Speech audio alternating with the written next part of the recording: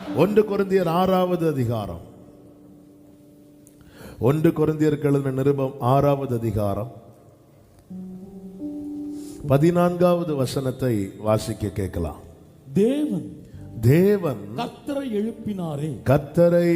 எழுப்பினாரே, நம்மையும் தமது வல்லமையினாலே எழுப்புவார். கைகளை உயர்த்தி ஆமென் சொல்லுங்க பார்க்கலாம்.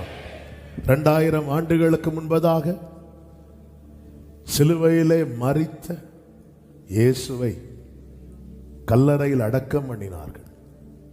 3வது நாளிலே கல் புரட்டப்பட்டிருக்கிறது. உள்ளே வந்து பார்த்தபோது அவர் அங்கே இல்லை. காரணம், அவர் உயிரோடு எழுந்தார். எப்படி அவர் உயிரோடு எழுந்தாரா? தேவன் கர்த்தரை எழுப்பினார். பிதாவாகிய தேவன் நம்முடைய கர்த்தராகிய இயேசு கிறிஸ்துவை உயிரோடு எழுப்பினார். இயேசு உயிர் தெழுந்ததுல உண்டாகிற பெரிய மகிழ்ச்சி என்ன தெரியுமா? நம்மையும், ஆமென் சொல்லுங்க பார்க்கலாம், நம்மையும் தமது வல்லமையினாலே எழுப்புவா. கைகளை உயர்த்தி ஆமென் சொல்லுங்க. எப்படி மரணித்த பிற்பாடு பரலோக வல்லமை, பிதாவின் வல்லமையினாலே இயேசு உயிரோடு எழுந்தாரோ, அப்படியே நம்மையும், அந்த நம்மையும் என்று சொல்லுகிற கூட்டத்தார் யார்? 11 சொல்லப்பட்டிருக்கிறது, கர்த்தராகிய இயேசுவின் நாமத்தினாலும் நமது தேவனுடைய ஆவியினாலும் கழுவப்பட்டீர்கள், பரிசுத்தமாக்கப்பட்டீர்கள், நீதிமான்களாக்கப்பட்டீர்கள். ஹல்லேலூயா. நான் அவரால் கழுவப்பட்டிருக்கிறேன், அவரால் பரிசுத்தமாக்கப்பட்டிருக்கிறேன், அவரால் நீதிமானாக்கப்பட்டிருக்கிறேன் சொல்றவங்க கைகளை உயர்த்தி ஆமென் சொல்லுங்க. இப்படிப்பட்டவர்களுக்கு வேதம் கொடுக்கிற நம்பிக்கை என்ன தெரியுமா? கர்த்தராகிய இயேசுவை தேவன் எழுப்பினது போல நம்மையும் தமது வல்லமையினால், ஹல்லேலூயா, நான் அங்கிருப்பேனே, நான் அங்கிருப்பேனே, நான் அங்கிருப்பேனே என் இயேசுவுடன். 27வது சங்கீதம் அதனுடைய 13வது வசனத்தில் தாவீது இப்படி சொல்லுகிறார், நானோ ஜீவனுள்ளோர் தேசத்திலே கர்த்தருடைய நன்மையை காண்பேன் என்று விசுவாசியாதிருந்தால் கெட்டு போயிருப்பேன். என்ன வார்த்தை! நான் எப்படிப்பட்ட நம்பிக்கை ஆண்டவர் மேல வச்சிருக்கிறேன் தெரியுமா? நான் ஜீவனுள்ள ஒரு தேசத்துல கர்த்தருடைய நன்மையை காண்பேன். நித்தியத்தை குறித்த நம்பிக்கை இல்லாதவர்கள் கெட்டு போவார்கள். இயேசுவின் மேல நிறைய பேர் நம்பிக்கை வச்சிருக்கிறாங்க. தேவனை அறியாதவர், அதாவது இயேசுவை சொந்த ரட்சகராய் ஏற்றுக்கொள்ளாதவர்களும் நம்பிக்கை வச்சிருக்கிறாங்க. நீங்க ஜெபம் பண்ண எல்லாம் நடக்கும்னு சொல்லுவாங்க. இயேசு அற்புதர் என்று நம்புறாங்க. எனவேதான் அற்புத பெருவிழான்னு வச்சா பார்த்தீங்கன்னா எல்லா கூட்டத்தாரும் வந்திருப்பாங்க. எல்லாருக்கும் தெரியும் இயேசு அற்புதங்களை செய்கிறவர். அவர் அற்புதம் செய்வாருங்கிற நம்பிக்கை வைப்பது தவறல்ல. ஆனா எனக்கு இப்படிப்பட்ட அந்த நித்தியத்துக்கு அடுத்ததான நம்பிக்கை இல்லை என்றால் தாவீது சொல்லுகிறார், நான் கெட்டு போயிருப்பேன். வாழ்க்கையில எத்தனையோ பிரச்சனைகள், போராட்டங்கள், பலவீனங்களை கண்டவன் பவுல். ஆனா பவுல் இன்னும் உறுதியாய் தொடர்ந்து ஓடுவதற்கு காரணம் பவுலுக்குள் இருந்த நம்பிக்கை. என்ன நம்பிக்கை தெரியுமா?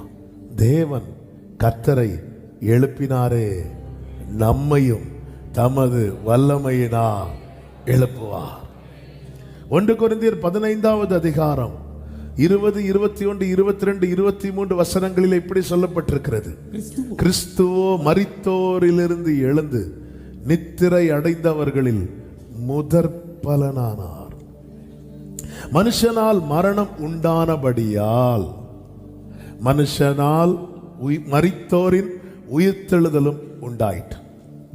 முந்தின ஆதாமால் இந்த பூமியிலே மரணம் பிறந்தது போல, முந்தின ஆதாமுடைய செயலினாலே மரணம் உண்டானது, பிந்தின ஆதாமாய் வந்த இயேசுவின் செயலினாலே உயிர்த்தெழுதலும் உண்டானது.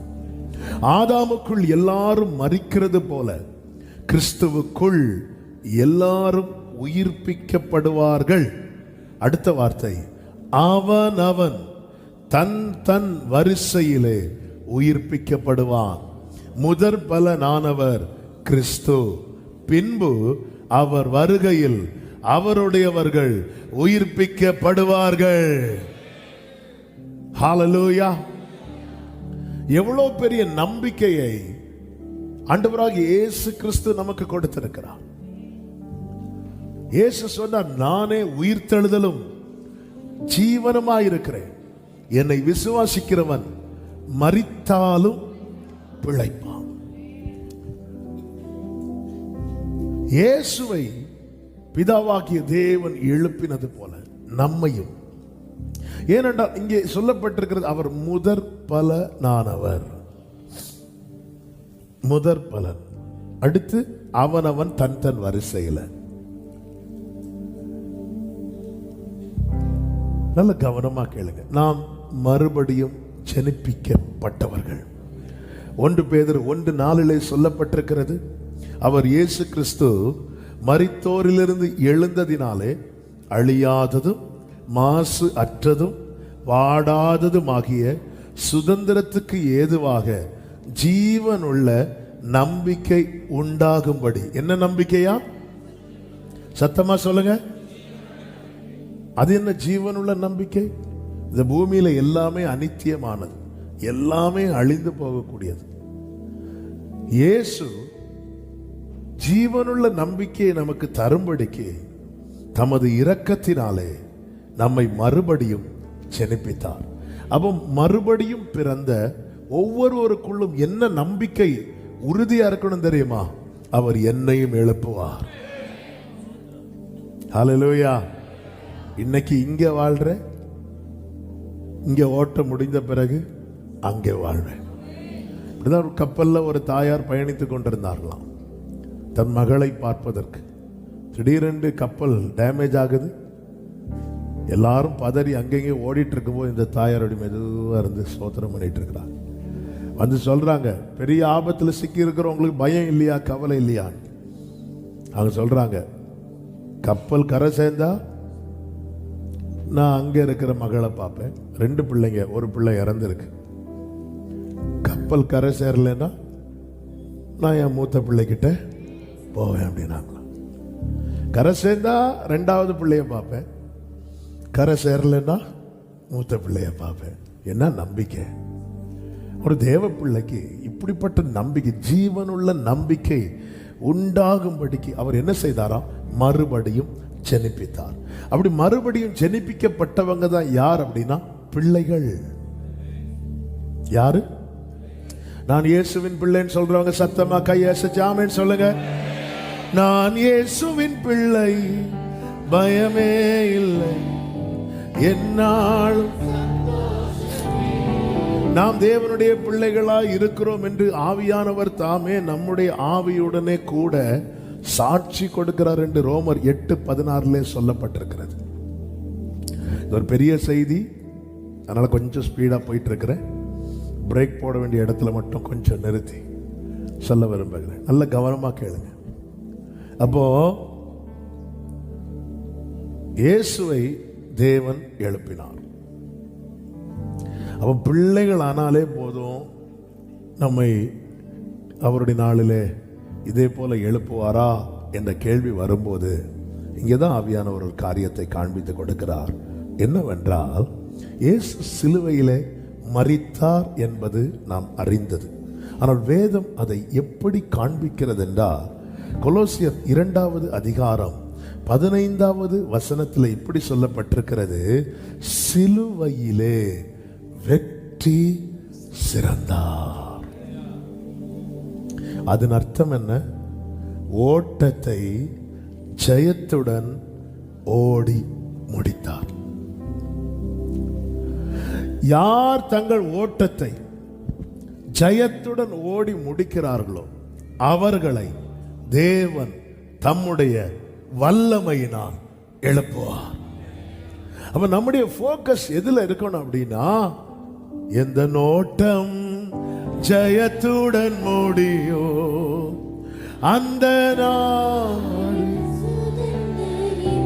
1 பேதுரு 2:21 சொல்லப்பட்டிருக்கிறது, இதற்காக நீங்கள் அழைக்கப்பட்டும் இருக்கிறீர்கள். அடுத்த வார்த்தை தான் ரொம்ப முக்கியமான வார்த்தை.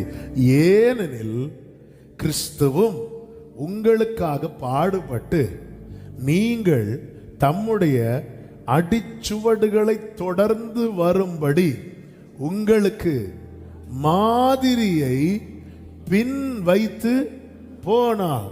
இதற்காக நீங்கள் அழைக்கப்பட்டிருக்கிறீர்கள். அப்போ நான் பிள்ளையாயிட்டேங்கிற ஒரே காரணத்தை வச்சு தேவன் என்னை எழுப்ப மாட்டார். நான் வெற்றி சிறக்கணும். இயேசு கிறிஸ்து சிலுவையிலே வெற்றி சிறந்தார்.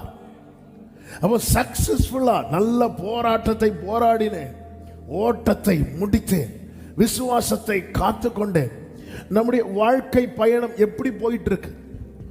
தோல்வியே காணாத மனிதர்கள் யாராவது உண்டா என்று கேட்டால் யாரும் கிடையாது. வாழ்க்கையில சில தோல்விகள் வரும்.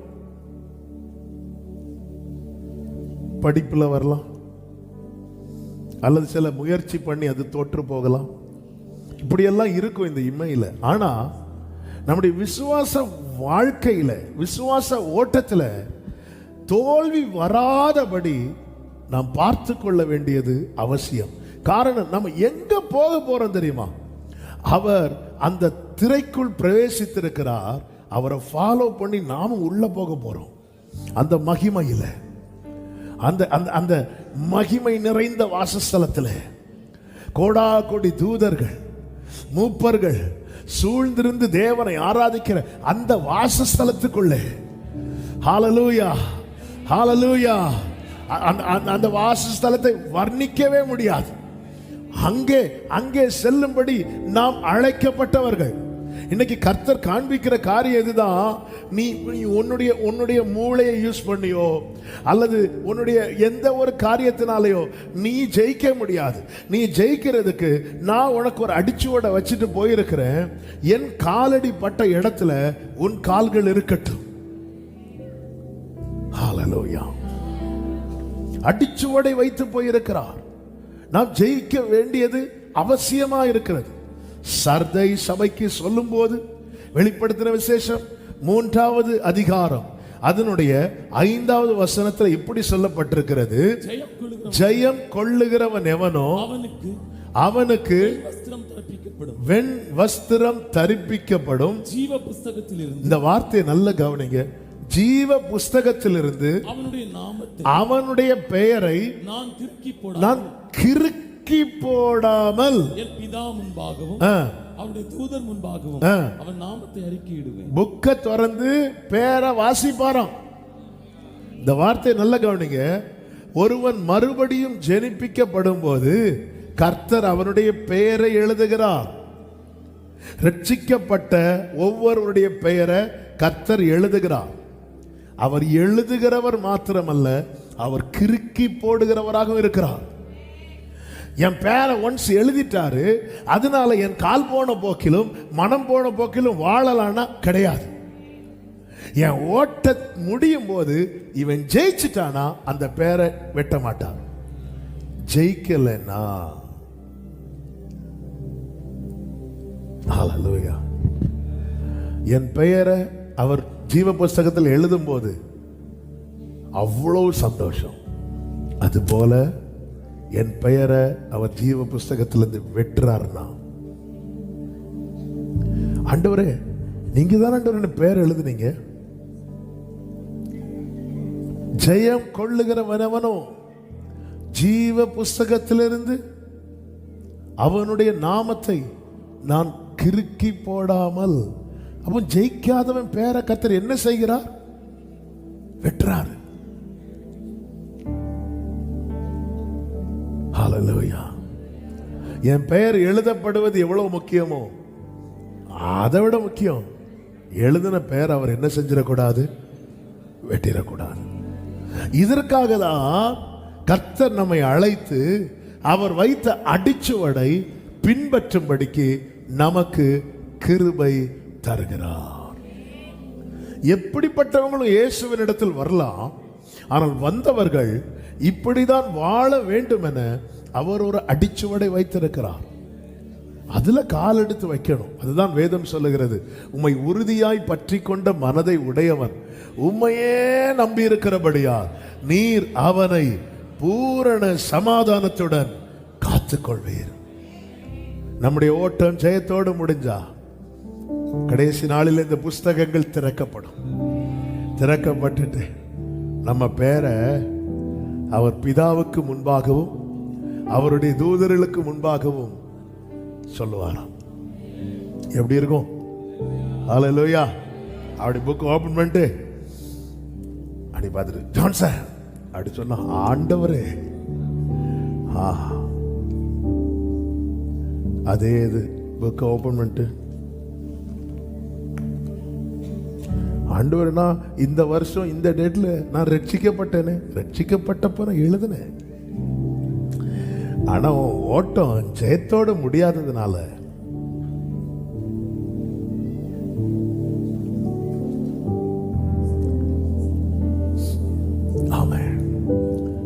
கேட்டுக்கு போகும் வாசல் தான் விசாலமானது, ஜீவனுக்கு போகும் வாசல் இடுக்கமானது.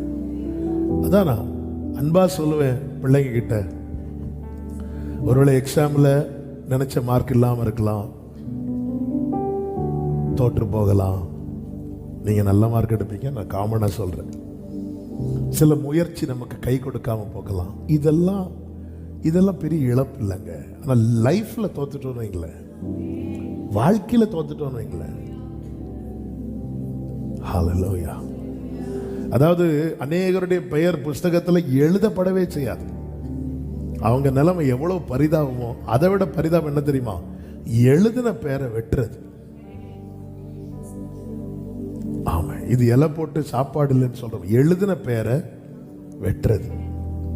எந்த கை அந்த பேரை எழுதிச்சோ அதே கை வெட்டுற சீன ஆண்டவர் நீங்க எப்போ எழுதவே இல்லையா? எழுதுனேப்பா, இங்க பாருப்பா, நீ என்னை வெட்ட வச்சுட்ட. அவருடைய கிருபை எழுத வைத்தது. ஆனா நம்முடைய செயல், எனவேதான் ஜெயம் கொள்ளுகிறவன் அவனும். எனவேதான் நல்ல கவனமா கேளுங்க. இந்த பைபிள் நம்ம எந்த விஷயத்துல வார்ன் பண்ணுதோ அதுக்கு நம்ம ரொம்ப கவனம் செலுத்தணும்.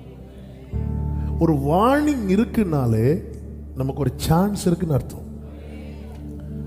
ஆமா, நீ படிக்கலைன்னா ஃபெயில் ஆயிடுவ, இதுதான் வார்னிங். நீ என்ன படிச்சாலும் ஃபெயில் ஆயிடுவங்கிறது வார்னிங் கிடையாது, அது பயமுறுத்தல். சாத்தான் பயமுறுத்தும். நீ என்ன படிச்சாலும் இவ்வளவுதான் உனக்கு மார்க் கிடைக்கும், இது சாத்தானுடைய செயல். நீ படிக்கலைன்னா நீ ஃபெயில் ஆயிடும், இது வார்னிங். பைபிள் நிறைய நமக்கு வார்ன் பண்ணும். அதனால நீ மனம் திரும்ப, இல்லாவிட்டால் அவ்வளவுதான், நீ விழுந்துட்டேல, நீ எழும்புறதுக்கு சான்ஸ் கொடுக்கிறார். எந்த நோட்டம் ஜெயத்துடன் முடியும் அந்த நாடு இயேசு கிறிஸ்து அடிச்சுவடை வைத்து போயிருக்கிறார். அதை பின்பற்றும்படி நாம் அழைக்கப்பட்டிருக்கிறோம். எனவேதான் வேதம் சொல்லுகிறது, குட் ஃப்ரைடேல அதுதான் செய்தி. இயேசுவை நோக்கி பாருங்கள், இயேசுவை கவனித்து பாருங்கள். இயேசு வைத்து போன அடிச்சுவடுகள் வேதம் முழுவதும் நமக்கு காண்பிக்கப்பட்டிருக்கிறது. இந்த நாளிலே 3 காரியத்தை சொல்லி நான் ஜெபிக்க விரும்புகிறேன். முதலாவது, நோக்கம் அறிந்து செயல்பட்டார். மார்க்கு சுவிசேஷம் 1வது அதிகாரம் 37, 38 வசனங்களை வாசிக்க கேட்கலாம். அவரை கண்டபோது உம்மை எல்லாரும் தேடுகிறார்கள் என்று சொன்னார்கள். அவர்களை அவர் நோக்கி, அடுத்த ஊர்களிலும் நான் பிரசங்கம் பண்ண வேண்டுமானதால் அவ்விடங்களுக்கு போவோம் வாருங்கள். அடுத்த வார்த்தை, இதற்காகவே புறப்பட்டு வந்தேன் என்று சொல்லி. அப்போ என்ன பர்பஸுக்காக இந்த பூமியில நான் வந்திருக்கிறேன் என்பதை அவர் உள்வாங்கி அதை செய்யறதுலையும் அதை செயல்படுறதுலையும் தான் அவர் அதிக கவனம் செலுத்தினார். ஆண்டவருடைய ஊழிய பாதையில 2 காரியங்களை அவர் சந்தித்தார். ஒன்று புகழ்ச்சி, இன்னொன்று இகழ்ச்சி. யோவான் 6ல் அவர் ராஜாவாக்க மனதா இருந்தார்களாம். அப்படியே ஜனங்க அப்படியே உயர்த்த ஆரம்பிக்கிறாங்க. இதையும் கர்த்தர் மைண்ட் பண்ணல. யோவான் 8வது அதிகாரத்தில் அவ்வளவு வேதனைக்கு உட்படுத்தின வார்த்தைகளை ஜனங்க பேசுவாங்க. அதுல சிம்பிளா சொல்லணும்னா ஒரே லைன்ல சொன்னாங்க, பாரு எங்களுக்கெல்லாம் எங்க அப்பாவை தெரியும், உங்க அப்பா யாரு? ஏன்னா மரியாள் திருமணத்துக்கு முன்பதாகவே கர்ப்பவதி ஆனாங்க. அவங்க அப்படியே இன்டைரக்டா குத்துறாங்க இயேசுவை. இயேசு முடங்கல்ல. வேதம் சொல்லுகிறது அவர் போயிட்டே இருக்கிறார். 8வது அதிகாரத்தில் இவ்வளவு வார்த்தைகளை கேட்டுட்டு தான் 9வது அதிகாரத்தில் ஒரு பிறவி குருடனுக்கு கர்த்தர் சுகத்தை கொடுக்கிறார். அதன் அர்த்தம் என்ன? அவரை இந்த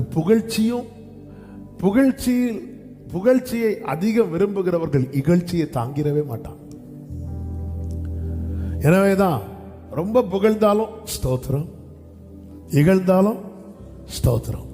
இப்படி பழகிட்டா நம்ம நேரா ஓட முடியும். இன்னைக்கு ஓசானா பாடுறவங்க தான் நாளைக்கு இவனை சிலுவையிலே அறையும் என்று சொல்லுவாங்க. இது இயேசு நன்றாய் அறிந்திருந்தார். தேவ பிள்ளைகளை நாம் ஒவ்வொருவருமே ஒரு நோக்கத்துக்காக ஜெனிப்பிக்கப்பட்டோம். விசேஷமா ரட்சிக்கப்பட்ட அழைக்கப்பட்ட தேவ பிள்ளைக்கு சொல்லுகிற வார்த்தை இதுதான். தாவீது இப்படி சொல்லுகிறா, கர்த்தர் எனக்காக யாவையும் செய்து முடிப்பார்.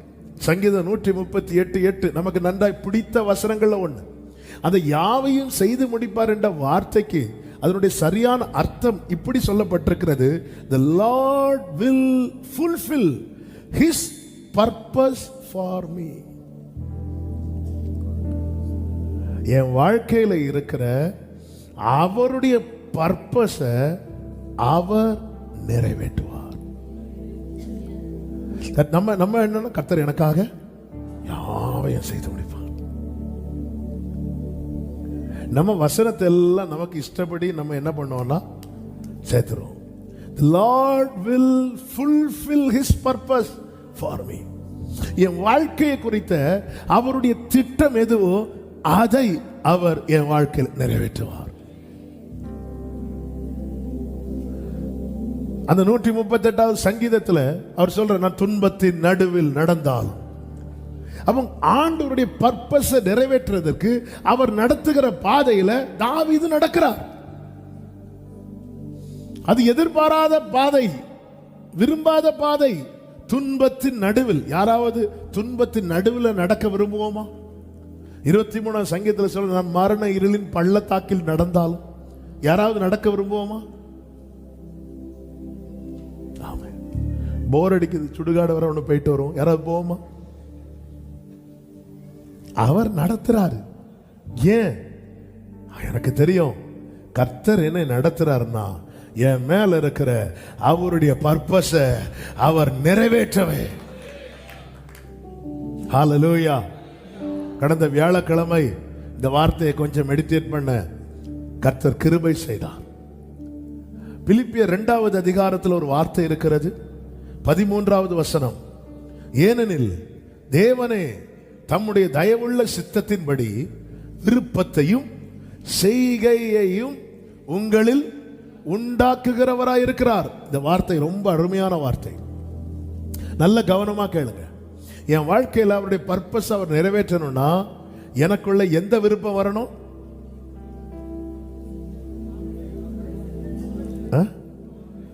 அவருடைய விருப்பம் வரணும். அப்ப நமக்கு இந்த ஒரு வசனத்தை மட்டும் பார்த்தா நமக்கு என்ன தோணும் அப்படின்னா, அது அப்ப மொத்தத்தில் யார் தான் செய்யறா? அவர் தான் செய்யறார். இன்னும் அவருடைய விருப்பம் எனக்குள்ள அவர் உண்டாக்கல. உண்டாக்குனதுக்கு அப்புறம் பார்த்துக்கலாம். இல்லை, இந்த பிலிப்பியர் 2 நீங்க மேல இருந்து படிச்சுட்டு வந்தீங்கன்னா தெரியும், கிறிஸ்து இயேசுவில் இருந்த சிந்தையே உங்களிலும் இருக்க கடவது. அப்படி சொல்லிட்டு அடுத்த வார்த்தை இருக்கும், அவர் பிதாவுக்கு சமமா இருப்பதை கொள்ளையாடின பொருளா எண்ணாமல் தம்மை தாமே வெறுமையாக்கி. இந்த வார்த்தையை நல்ல கவனிங்க.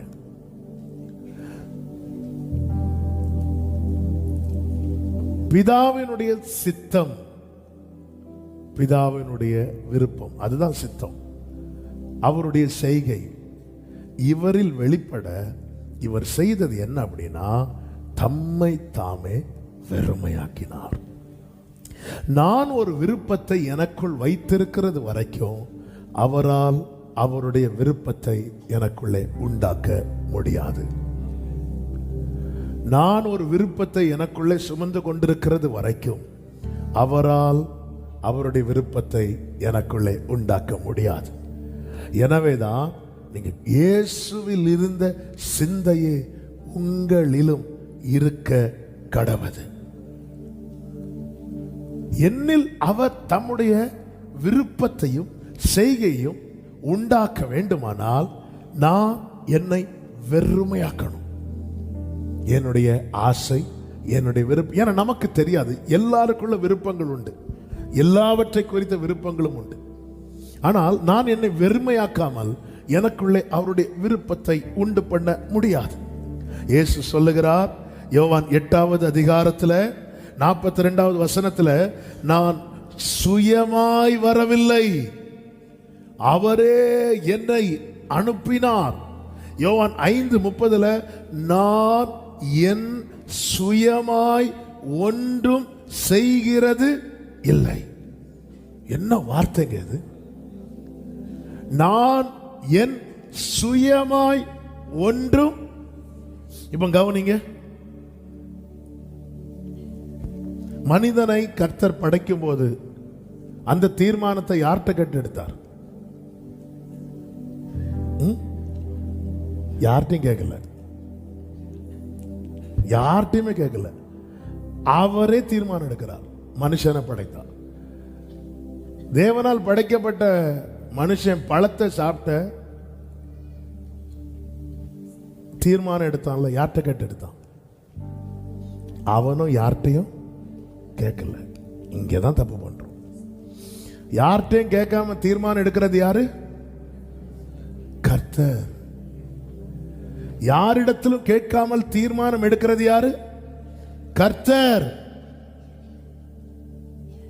அதே ரோல நாம எடுக்கிறோம்னா அந்த இடத்துல தேவனை மறுதலிக்க தானே செய்யறோம். அவர் பிதாவுக்கு சமமா இருப்பதை, அதன் அர்த்தம் என்ன?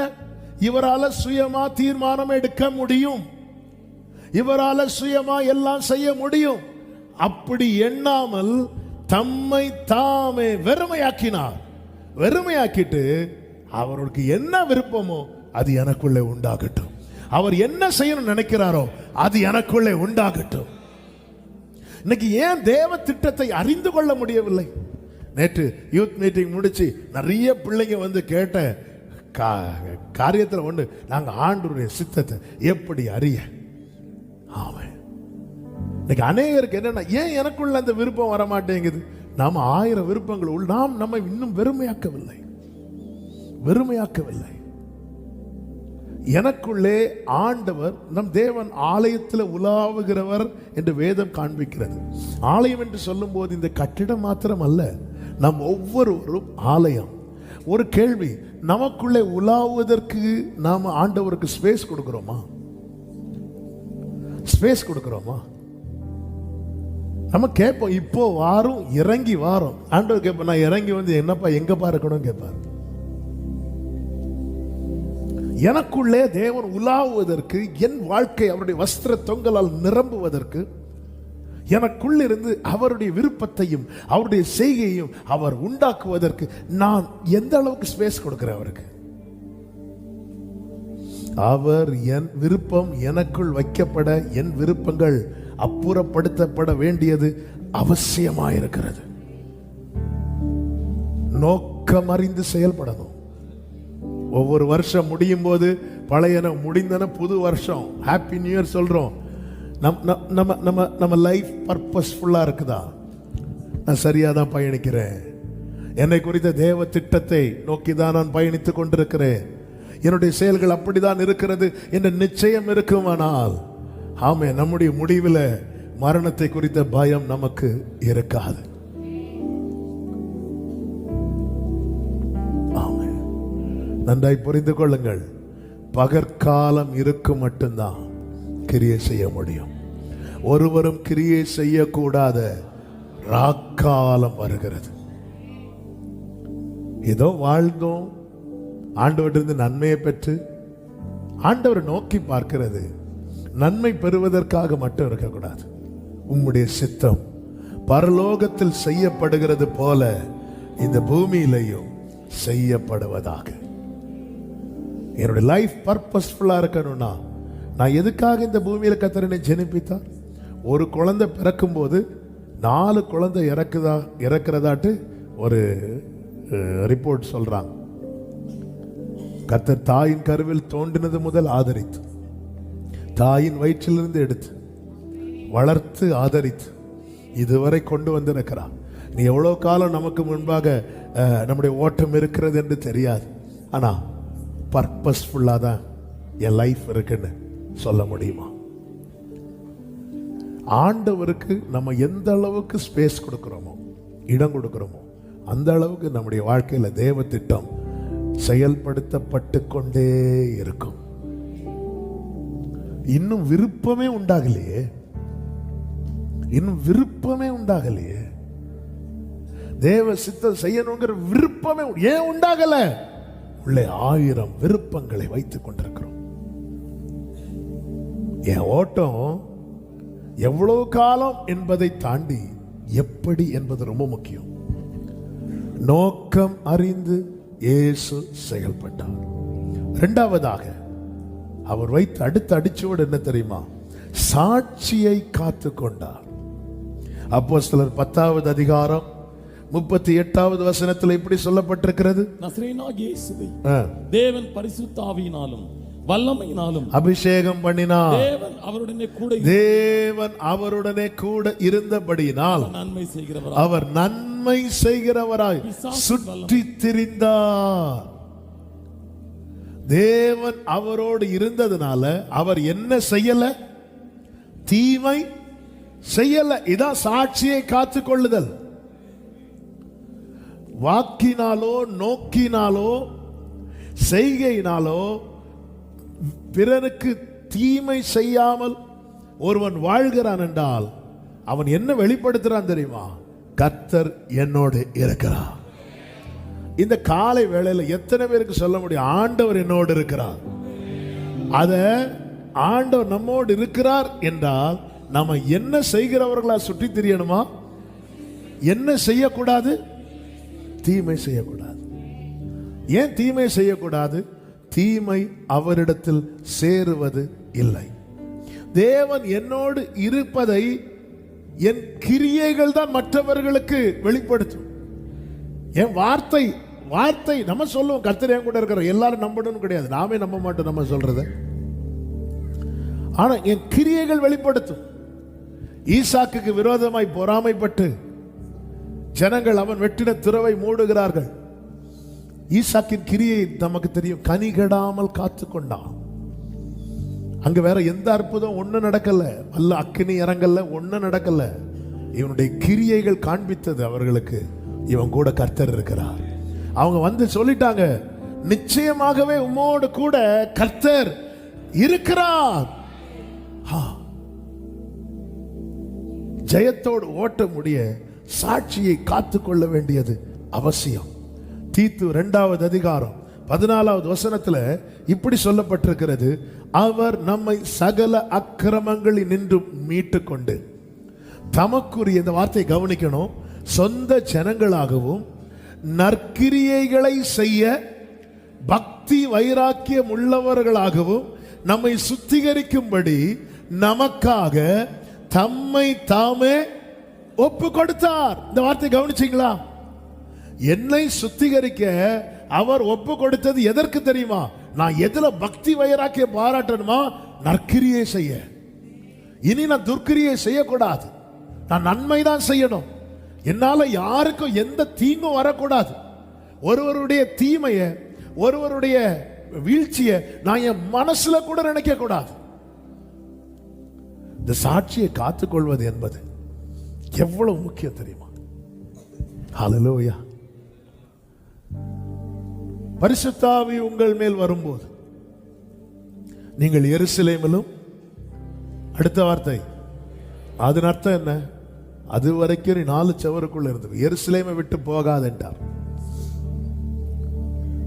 உன்னால சாட்சியை காத்து கொள்ள முடியும்னு தெரிஞ்சா மட்டும் வெளியே போண்டார்.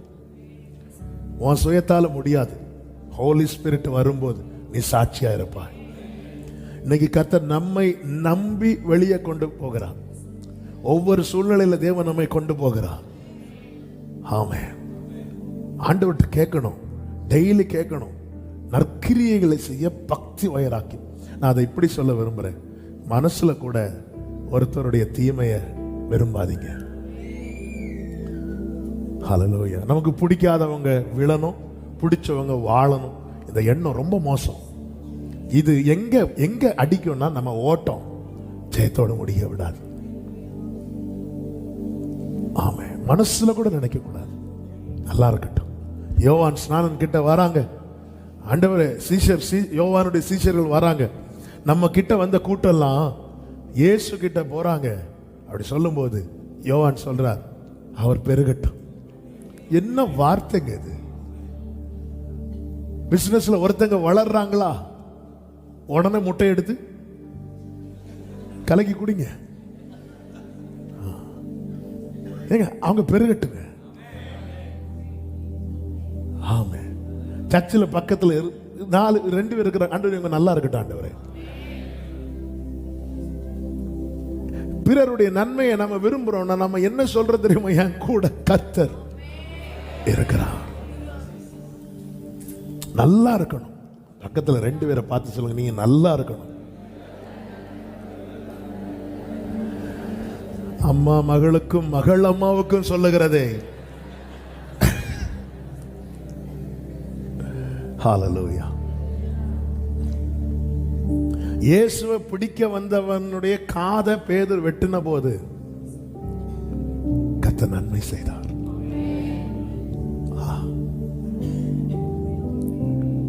சிலுவையில பாருங்க, இந்த சிலுவை என்பது ரொம்ப முக்கியம். அதாவது இயேசுவினுடைய அந்த கடைசி தருணம் ரொம்ப பெயின்ஃபுல். அநேக ஆண்டவருக்காக வைராக்கியம் என்ன அநேகர் தங்களுடைய கடைசி நாட்கள்ல வார்த்தையினால செயலினால சாட்சி கெட்டு போன காரியங்கள்லாம் கேட்டிருக்கோம். ஏன்னா கடைசியில் அவங்களுக்கு என்ன சொல்லுவாங்கன்னு நமக்கு தெரியாது. நம்முடைய ஓட்டத்தினுடைய பிரதான பகுதி என்பது என்ன அப்படின்னா எல்லாமே தான். அதுலயும் ரொம்ப முக்கியம் அந்த லாஸ்ட் பார்ட் இருக்குல்ல, அதுதான் ரொம்ப முக்கியம். அதுல தான் அநேகர் என்ன பேசுவாங்கன்னு தெரியாது. எனக்கு தெரிந்த ஒரு தேவ மனிதர், அவர் கடைசியில் அவர் லெவல்லாம் போய் கண்ணா யார் வந்தாலும் திட்டுவார். அப்ப அவரை பத்தி என்ன சொல்லுவாங்கன்னா, இவர் ஆரம்பத்தில் எப்படி இருந்தா தெரியுமா? இல்லைங்க, அந்த ஓட்டம் ஜெயத்தோடு முடியணும். அவர் சிலுவையிலே வெற்றி சிறந்தா. எவ்வளவு முக்கியம். ஏன்னா நமக்கு மேல இருக்கிற அந்த கிருபை என்னவென்றால், அவரை எழுப்பினது போல நம்மையும் கர்த்தர் எழுப்ப போகிறார். சிலுவையில இயேசு அரைஞ்சாச்சு. இயேசுவை நீங்க கவனிங்க, அவருடைய வார்த்தையும் அவருடைய செயலும் கவனிச்சீங்கன்னா, சிலுவையில இயேசு சொன்ன ஃபர்ஸ்ட் வேர்டு என்ன? பிதாவே அப்படிங்கிறார். சிலுவையில இயேசு சொன்ன லாஸ்ட் வார்த்தை என்ன? பிதாவே. பிதாவே இவர்களுக்கு, பிதாவே உம்முடைய கையில் நாவியே. ஆரம்பமும் முடிவும் அப்பான்னு கூப்பிடுறாங்க. எல்லாரும் கவனிக்கிறாங்க இத. நம்ம ஆரம்பத்தில் அவர் அப்பான்னு கூப்பிடுறோம், நம்முடைய முடிவில்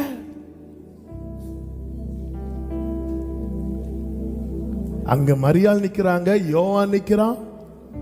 எல்லாரும் ஆரம்பத்தில் இயேசுவேன்னு கூப்பிடுறோம். ஆரம்பத்தில் எப்படி கூப்பிடுறோமோ முடிவில் அப்படி கூப்பிட்டா மட்டும்தான் ஜெயிக்க முடியும். ஆரம்பத்தில். அதனாலதான் கலாத்தியருக்கு எழுதும் போது, ஆவியில் ஆரம்பம் பண்ணின நீங்க இப்படி மாம்சத்துல போறீங்களே. பிதாவே அப்படிங்கிறார். முடிக்கும் போது பிதாவே அப்படிங்கிறார். ரெண்டாவது கவனிச்சீங்கன்னா அதுல அவருடைய வாசனை கெடாதபடி காத்து கொண்டார். அவரை வந்து டெம்ப்ட் பண்றாங்க, அவரை இரிட்டேட் பண்றாங்க, ரொம்ப இரிட்டேட் பண்றாங்க. அவருக்கு கண்ணுக்கு முன்னாடியே அவருடைய வஸ்திரத்தை சீட்டு போட்டு எடுக்கிறாங்க. அந்த இடத்துல ஒரு இடத்துல அவர் கண்ட்ரோல் விட்டுட்டாருன்னா முடிஞ்சு. ஒரு இடத்துல கண்ட்ரோல் விட்டுட்டாருன்னா முடிஞ்சு. வாசனை கெட்டக்கூடாது. இந்த சாட்சியை காத்துக்கொள்ள ரொம்ப முக்கியம். மூன்றாவதாக அவர் அவமானத்தை எண்ணவில்லை.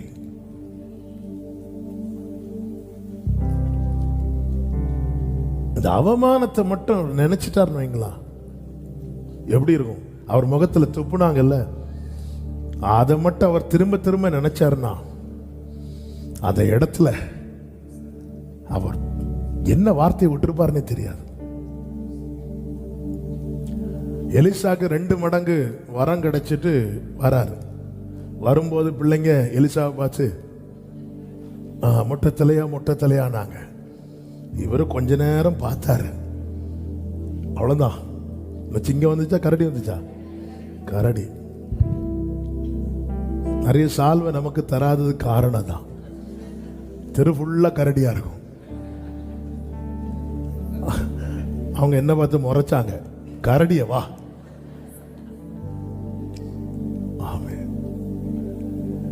இங்க பாருங்க, அவமானத்தை எண்ணவில்லை.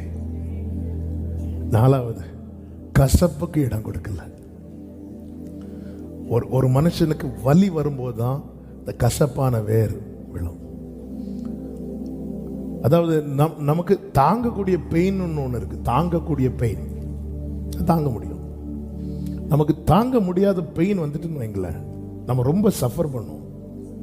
அந்த டைம்ல அது யாரால வந்தது என்பதை நம்ம அடிக்கடி நினைப்போம். இதுக்கு யாரும் விதிவிலக்கு கிடையாது. இது பிரசங்கம் பண்றது ரொம்ப ஈஸி. இதுக்கு யாரும் விதிவிலக்கு கிடையாது. ஆனா இந்த இடத்துல வேதம் சொல்லுகிறது, அவர் அதை ருசி பார்த்து அது கசப்பா இருந்ததுனால அவர் குடிக்க, அதன் அர்த்தம் மனதில் இடம் கொடுக்கல. இந்த கசப்புக்கு, கசப்பு நாக்கில் பட்டுச்சு, மனசுல படல. நமக்கு நாக்கில் படுதோ இல்லையோ,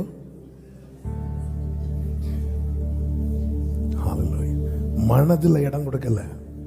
நிறைய வருங்க போகுங்க, நம்ம நிறைய ஃபேஸ் பண்ணுவோம். ஆனால் நம்ம மனசுல எதுக்கு இடம் கொடுக்குறோமோ அதுதான் வேறாகும்.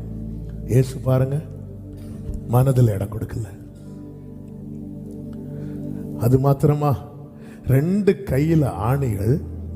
மற்ற கள்ளர்கள் கூட அறியப்பட்டவங்களுக்கும் இவருக்கும் என்ன வித்தியாசம்னா, அவங்களுக்கு சாட்டையடி கிடையாது, அவங்களுக்கு டைரக்டாவே தண்டனை. இவருக்கு வந்து எப்படியாவது இவரை சிலுவை தண்டனையிலிருந்து காப்பாற்றணுங்கிறதுக்காக பிலாத்து என்ன பண்ணுவார் அப்படின்னா, 40 சாட்டை அடிக்கு ஆர்டர் போட்டுருவார். அந்த ரோம சட்டம் எப்படின்னா, ஒரு ஆளுக்கு 40 சாட்டை அடி அடிச்சுட்டாங்கன்னா அதுக்கப்புறம் அவங்களுக்கு எந்த தண்டனையுமே கொடுக்க கூடாது. பிலாத்துக்கு மனைவி வேற லெட்டர் போட்டாச்சு, இனி காப்பாத்தலன்னா வீட்டுக்கு போக முடியாது, அதனால வேற வழி இல்லை. அதனால பிலாத்து என்ன பண்ணுவாருன்னா, 40 சாட்டை அடி. இன்னும் ஒரு அடி விழுந்துட்டுன்னு வைங்களேன், அதுக்கப்புறம் அந்த சிலுவை தண்டனை கொடுக்க முடியாது. ஏன்னா அந்த பனிஷ்மெண்ட் ஃபினிஷ்ட். அதனால அடிக்கிறவங்க என்ன பண்றாங்க அப்படின்னா, 39ஓட ஸ்டாப் பண்றாங்க. அதன் அர்த்தம் என்ன? இன்னும் தண்டனை கொடுக்கணும். பிலாத்து ஆர்டர் போட்டது 40 அடி. இன்னும் ஒரு அடி விழுந்துட்டுனா நானும் நீங்களும் இன்னைக்கு இங்க இல்லை. மெய்யாகவே அவர் நம் பாடுகளை ஏற்றுக்கொண்டு நம் துக்கங்களை சுமந்தார். ஹல்லேலூயா. அவ்வளோ வலியில ரத்தம்லாம் அப்படி சொட்டு சொட்டா வடிஞ்சிட்டே இருக்குது. அது நடுவிலையும் ஒருத்தன் ஆண்டவரேன்னு கேட்கும்போது அவனுக்கு அவர் நன்மை செய்கிறார். நானே எப்படி இருக்கும் பாத்தியா அப்படி சொல்லல. நம்ம எஸ்கேப் ஆகிறதுக்கு நம்ம பயன்படுத்துற வார்த்தையில ஒன்று என்ன தெரியுமா? இங்க பாரு, என் நிலைமையே ரொம்ப மோசம். தக்கலை பக்கத்தில் எங்கள் அப்பா 2 வீலரில் போகும்போது ஒரு ஆக்சிடென்ட் ஆயிட்டு, ஆக்சிடெண்ட்டாக கீழே விழுந்து கிடக்குறாங்க. எங்கள் அப்பாவுக்கு முட்டியில் நல்ல அடி. அப்போ அந்த பக்கமாக ஒருத்தர் வாரார், வேஷ்டி கட்டிட்டு. அப்படி எங்கள் அப்பா அப்படி பார்த்துட்டே நிற்கிறார். எங்கள் அப்பாவுக்கு வலி தாங்க முடியாமல் அவர் கையை பிடிச்சி எழும்பும்போது அவர் தட்டி விட்டார். தட்டி விட்டோன்னே எங்கள் அப்பாவுக்கு வருத்தமும் கோபமும் தாங்க முடியல. எழும்பினு எங்கள் அப்பா வந்து முட்டியை காட்டி கொடுக்குறாங்க. இங்கே பாருங்க, என் முட்டியில் அடிபட்டதுனால தானே அவங்க கையை பிடிச்சேன். அவருக்கு வேஷ்டியை தூக்கி 2 முட்டியும் காட்டி கொடுக்குறாரு. என் 2 முட்டியும் பாருங்க. எங்க அப்பா சொல்லும்போது சொல்றாங்க, எனக்கு வேதனை மறந்து நான் சிரிச்சிட்டேன் அப்படின்னு. உங்களுக்காவது ஒரு முட்டியில தான் அடி, எனக்கு நான் வந்து நின்று பார்க்கிறேன்ல, அதுவே பெரிய விஷயம் இல்ல. நான் வந்ததே பெரிய விஷயம். ஆண்டவரே, உம்முடைய ராஜ்யத்தில் வரும்போது கையில் ஆணி கொத்தி வடிஞ்சிட்டு இருக்கு, அவனுக்கு ராஜ்யம் கேட்குதான். அப்படி இல்லை, இன்று நீ என்னோட. அதாவது இதுதாங்க சாட்சி. கெத்செமனே தோட்டத்தில் பேதுருட்ட சொல்றாரு, நான் உனக்காக வேண்டிக் கொண்டேன் அப்படிங்கிறார். கடைசி வர பிதா மேல இருக்கிற நம்பிக்கையை விடல. அதுதான், உங்க கையில என் ஆவியை ஒப்படைக்கிறேன். இந்த விசுவாசத்தினுடைய உச்சம் என்ன தெரியுமா? ஒப்படைக்கிறது. என்னிடம் உள்ளதையே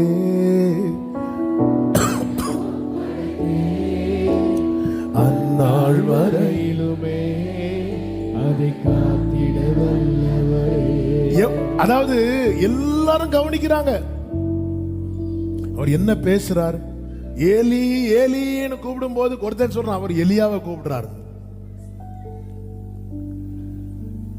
வெயிட் பண்ணு, எலியா வராரா பாப்போம். சுத்தி இருக்கிறவங்க கவனிக்கிறாங்க. இப்பொழுது யோவான் 19:34 ஆகிலும் போர் சேவகரில் ஒருவன் ஈட்டியினாலே அவருடைய விலாவில் குத்தினான். உடனே இரத்தமும் தண்ணீரும் புறப்பட்டது. 35வது வசனம். அதை கண்டவன் சாட்சி கொடுக்கிறான். எதை கண்டவன்? ஈட்டியினால குத்தின போது இரத்தமும் தண்ணீரும் வந்தது. சிலர் கையில் ஆண்டவர் ஈட்டியை கொடுத்து விடுவார். அது ஒருவேளை மனைவியா இருக்கலாம். லைட்டா ஒரு குத்து, அந்த ஈட்டி வந்து மேக்சிமம் நாக்காதான் இருக்கும். லைட்டா ஒரு குத்து, நம்மளை குத்துனவங்களுக்கு ரத்தம் வரும். இதை கண்டவன் சாட்சி கொடுக்கிறான். ஏன் அவர் சிலுவையில் மரித்தார். நாம் சிலுவையில் கிறிஸ்துவுடனே கூட மரிக்கணும். இந்த ஞானஸ்நான உடன்படிக்கையில கிறிஸ்துவுடனே கூட நாம் என்ன பண்ணிருக்கிறோம்னா அடக்கம் பண்ணப்பட்டிருக்கிறோம். எங்க அப்பா வேடிக்கையா சொல்லுவாங்க, ஞானஸ்நானம் எடுத்ததுக்கு அப்புறம் சிலருக்கு பேச்சு ஏன் மாற மாட்டேங்குதுன்னா, அவங்க முங்கும் போது வாயை மூடிட்டு தான் முங்குறாங்க, நாக்கில் என்ன படல. ஒருத்தருக்கு ஞானஸ்நானம் கொடுக்கும்போது கையை அப்படி மேலே தூக்கிட்டே முங்கினாராம். இல்லப்பா, மொத்த பாடியும் தண்ணிக்குள்ள போயிட்டோம். இல்லை பாஸ்டரா, என் கையை முக்க மாட்டேன், ஏன் ஒரு ஆளுக்கு ஒரு அடி கொடுக்கணும், அதனால இந்த கையை நான் முக்க மாட்டேன். ஈட்டியால குத்தின போது அங்கிருந்து ஒரு பதிலும் இல்லை. அதை கண்டவன் சாட்சி கொடுக்கிறான். அதை கண்டவன் சாட்சி கொடுக்கிறான். ஆமா, நிறைய பார்க்கறாங்க. ஒரு விஷயத்தை நல்லா புரிஞ்சுக்கோங்க. ஜீவனுள்ள தேவனை ஆராதிக்கிறவர்களை எல்லா கண்களுமே வித்தியாசமா பார்க்கும். ஒரு பிரச்சனைன்னு வந்தா, இவங்க வீட்டில் நீங்க மட்டும்தான் ஆராதிக்கிறீங்க, உங்க புருஷன் ரட்சிக்கப்படல அல்லது மனைவி ரட்சிக்கப்படல, இப்படின்னு ஒரு நிலைமை வரும்போது வீட்டில் பிரச்சனை வந்தா முதல் வார்த்தை எது தெரியுமா? நீ அப்ப எதுக்கு பைபிள் தூக்குற, நீ எதுக்கு சர்ச்சுக்கு போற, இப்படிதானே கேட்கிறாங்க. ஈட்டியால குத்துறான். ஆமென். அவனுக்காகவும் கொஞ்சம் ரத்தத்தை உள்ள வச்சிருக்கிறார். நான் எடுத்துக்கோ. அதை கண்டவன் சாட்சி கொடுக்கிறான். அவர் இந்த அடிச்சுவட வச்சுட்டு போயிருக்கிறார். என்னுடைய ஆரம்பத்தில் நான் அவரை கூப்பிடுறது மேட்டர் இல்லை, என்னுடைய முடிவுலையே நான் அவரை தான் கூப்பிடுறேன். மூணாவது ஒரு காரியத்தை சொல்லி ஜெபிக்கிறேன். நிச்சயமான முடிவு. யோவான் 19வது அதிகாரம் 28வது வசனம். அதன் பின்பு எல்லாம் முடிந்தது என்று இயேசு அறிந்து வேத வாக்கியம் நிறைவேறத்தக்கதாக தாகமாயிருக்கிறேன். அதன் அர்த்தம் என்ன அப்படின்னா, எல்லாம் முடிய போகுது, ஓட்டம் முடிய போகுது என்பது அவருக்கு தெரிஞ்சதும் இன்னும் நான் நிறைவேற்ற வேண்டியது என்ன இருக்கிறது என்பதில் கவனம் வைக்கிறார். வேத வாக்கியம், இவரை குறித்த ஒரு வேத வாக்கியம் என்ன தெரியுமா? தாகமா இருக்கிறேன். அந்த வாக்கியம் இன்னும் நிறைவேறல, அதை நிறைவேற்றணும். அதை நிறைவேற்றினதுக்கு அப்புறம் 30வது வசனத்தில் சொல்லப்பட்டிருக்கிறது, இயேசு முடிந்தது என்று காடியை வாங்கின பின்பு முடிந்தது என்று சொல்லி தலையை சாய்த்து ஆவியை ஒப்பு கொடுத்தார். அதன் அர்த்தம் என்ன? எதற்காக வந்தாரோ அதை நிறைவேற்றி முடித்தார். நாள் போக போக போக இந்த உணர்வு வேணும், இந்த தெளிவு வேணும். பேதுரு சொல்லுகிறார், 2 பேதுரு 1வது அதிகாரம் 13-14 வசனங்களிலே, நம்முடைய கர்த்தராகிய இயேசு கிறிஸ்து எனக்கு அறிவித்தபடி நான் என் கூடாரத்தை விட்டு போவது சீக்கிரத்தில் நேரிடும் என்று அறிந்து இந்த கூடாரத்தில் நான் இருக்கும் அளவும் உங்களை நினைப்பூட்டி எழுப்பி விடுவது நியாயம் என்று எண்ணுகிறேன். கவனிச்சிங்களா? வயசாக வயசாக வயசாக தேவ பிள்ளைகளுடைய போக்கஸ் எதுல போகுது பாத்தீங்களா? பலன் எல்லாம் குறையுதா? வயசாகுதுன்னு ஃபீல் ஆகுதா? ஆயுஷ் அப்படி முடிய போகுதுன்னு உணர்வு வருதா? போக்கஸ் எதுல இருக்கணும் தெரியுமா? நான் இன்னும் செய்து முடிக்க வேண்டிய காரியம் என்ன? இந்த பேதுருவை பாத்தீங்களா? இந்த கூடாரத்தில் இருக்கிறது வரைக்கும் தான் ஏதாவது செய்ய முடியும். யாருக்கு நினைவுபடுத்துறாருன்னா, சிதறி இருக்கிற தேவ பிள்ளைகளுக்கு. ஏன் நினைவுபடுத்துறாருன்னா, இயேசு சொல்லி இருக்கிறார், நீ குணப்பட்ட பின்பு சகோதரரை ஸ்திரப்படுத்து. ஸ்தேவான் மரித்த அந்த தருணத்தில் சீஷர்கள் சிதறினார்கள். அப்படி சிதறி இருக்கிறவர்களை திடப்படுத்தும்படி எழுதினதுதான் இந்த பேதுரு 1வது நிருபம் 2வது நிருபம். ஏன் எழுதினார்? ஏற்கனவே அவனுக்கு கொடுத்த அசைன்மெண்ட் அது. இயேசு சொன்னார், இங்க பாரு, நீ குணப்பட்ட பின்பு சகோதரரை. நம்ம என்ன நினைக்கிறோம்? நான் குணமானா போதும், நான் சரியானா போதும், நான் வாழ்ந்திருந்தா போதும், என் ஆத்மா காக்கப்பட்டா போதும். நல்ல கவனமா கேளுங்க. எபேசியர்கள் நிருபம் 3வது அதிகாரம் 2வது வசனத்திலே பவுல் ஒரு வார்த்தை அழகா இப்படி சொல்லுவார். இந்த வார்த்தை எல்லாரும் கவனிங்க. உங்களுக்காக எனக்கு அளிக்கப்பட்டிருக்கிற தெய்வ கிருபைக்குரிய நியமமும். நல்லா கவனிச்சிங்களா? நமக்கு கிருபை நமக்காக தான் நாங்க கொடுப்பார். தேவன் கொடுக்கிற கிருபையில நமக்கானதும் உண்டு, பிறருக்கானதும் உண்டு.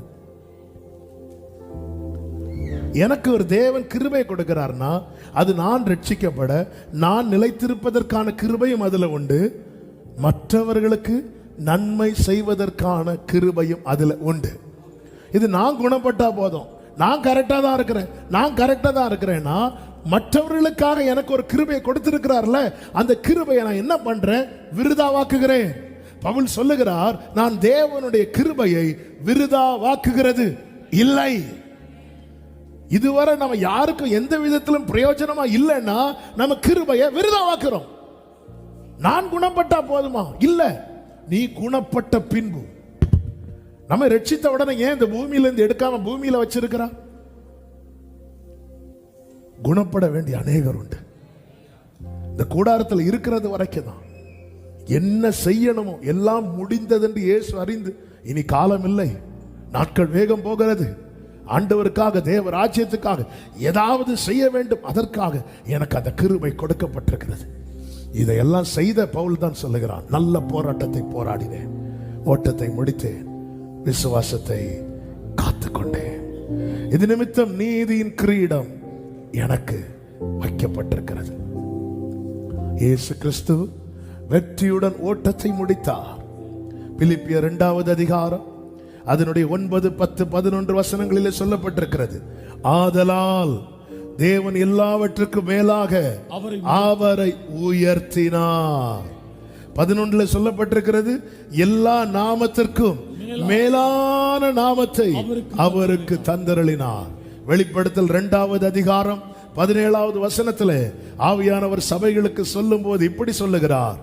ஆவியானவர் சபைகளுக்கு சொல்லுகிறதை காதுள்ளவன் கேட்க கடவன். அடுத்த வார்த்தை, ஜெயம் கொள்ளுகிறவனுக்கு நான் மறைவான மன்னாவை புசிக்க கொடுத்து அவனுக்கு வெண்மையான குறிக்கல்லையும் அந்த கல்லின் மேல் எழுதப்பட்டதும் அதை பெறுகிறவனையே அன்றி வேறொருவனும் அறியக்கூடாததுமான புதிய நாமத்தை கொடுப்பேன் என்று எழுது. நம்மை தேவன் வைத்திருக்கிற ஸ்தானத்தை பார்த்தீங்களா? நீ ஜெயிச்சிட்டேனா நான் உனக்கு புதிய நாமம், மேலான நாமத்தை கொடுப்பேன். நீ ஜெயிச்சிட்டேனா உன் பேரை நான் கெடுக்க மாட்டேன். நீ ஜெயிச்சிட்டேனா பரதேசின் மத்தியில் இருக்கிற ஜீவ விருட்சத்தின் கனியை நான் புசிக்க கொடுப்பேன். நீ ஜெயிச்சிட்டேனா என் பக்கத்துல உன்னை உட்கார வைப்பேன். ஜெயிச்சிட்டா தேவன் தம்முடைய வல்லமையினால் நம்மை எழுப்புவார். ஒன்று நம்முடைய முடிவு அல்லது கர்த்தருடைய வருகை, 2ல ஒன்று நடக்கதான் போகுது. இந்த நிச்சயத்தோடு ஓட்ட முடியணும். இந்த நிச்சயத்தோடு நாம் கவனிக்க வேண்டியது கிறிஸ்துவை மட்டுமே. ஆமே, நோக்கம் அறிந்து செயல்பட்டார், சாட்சியை கடைசி வரை காத்துக்கொண்டார், நிச்சயத்தோடு ஓட்டத்தை முடித்தார். பரலோக தகப்பன் நமக்காய் தந்தருளின பரிசுத்த ஆவியானவர் இந்த சகல சத்தியத்துக்குள்ளும் நம்மை நடத்தி நம்மை ஜெயிக்கிறவர்களாய் மாற்றுவாராக. கைகளை உயர்த்தி ஆமேன் சொல்லுவோமா? எல்லாரும் அப்படி எழுந்து